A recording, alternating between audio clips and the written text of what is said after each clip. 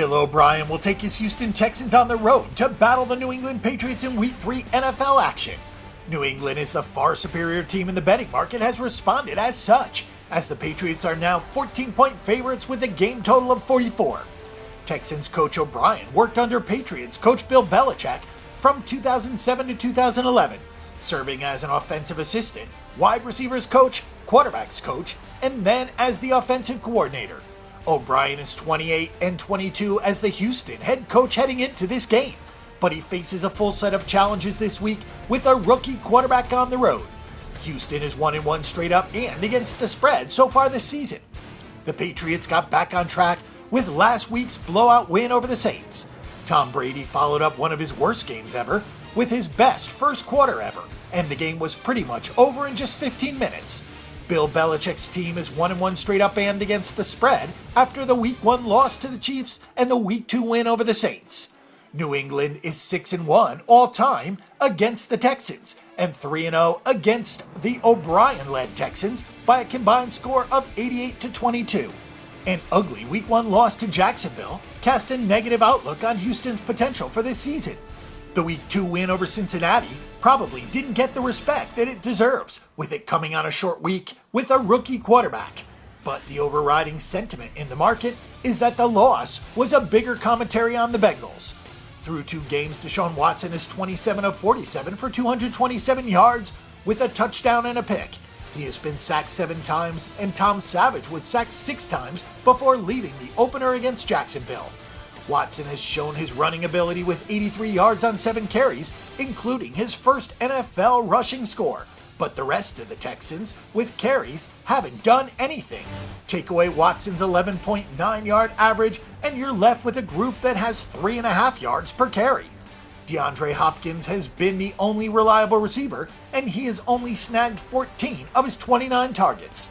Both primary tight ends were out last week due to concussion protocols. Jalen Strong was cut, leaving the Texans with only 4 wide receivers early in the week, and 2 of them are hurt. To make matters worse, the Texans are losing players on defense as well. Brian Cushing was suspended 10 games for taking a banned substance. Cornerback Kevin Johnson was injured last week, and the Texans also lost another corner in Jonathan Joseph. J.J. Watt has a badly broken finger, but is going to play. Extra rest is going to be beneficial for Houston after playing on Thursday of last week, but it's hard enough to play with the Patriots with a full complement of players, let alone as banged up as the Texans are. The Patriots also have injury concerns of their own at the wide receiver and tight end positions, but the Texans are really running out of bodies in the back 7. New England's injury problems don't seem as dire, but it is worth noting that Rob Gronkowski, Philip Dorsett, Rex Burkhead, and Eric Rowe were all listed on the injury report this week after not finishing last week's game.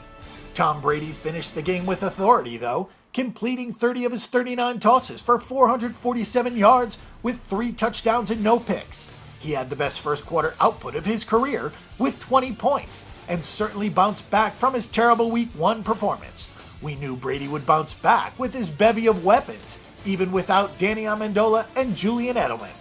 Mike Gillislee found the end zone again for his 4th touchdown in 2 games. James White featured more prominently in the passing game. That's why the losses of Cushing and the DBs matter so much for the Texans. The Patriots use short passes as extensions of the run and get guys out into open space. Houston just doesn't have enough talented and aware bodies to make plays. The Patriots defense, however, also has issues. They only have 4 sacks through 2 games, which seems a bit un-New England-like. The Patriots have allowed some explosive plays in the passing game, as Alex Smith and Drew Brees have combined for 9 20-plus yard gains, and the Patriots have also given up 3 rushing plays of 20 yards or more. After 2 straight weeks of getting torched through the air, we expect a better effort this week against a far less potent offense.